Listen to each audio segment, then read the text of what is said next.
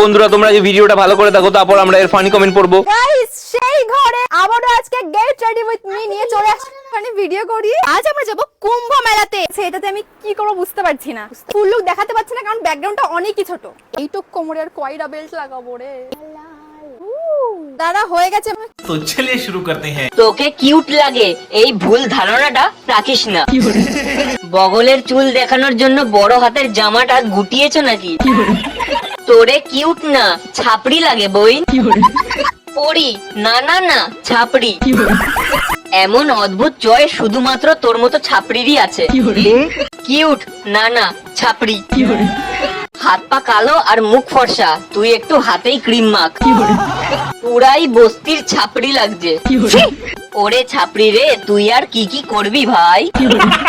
এই ব্যাগটা কি না নিলেই নয়, সবকিছুর সাথে একটা ঝুলি নিয়ে নেয়, অসহ্য। লজ্জা লাগা দরকার। বগলের চুলগুলো পরিষ্কার করতে হবে।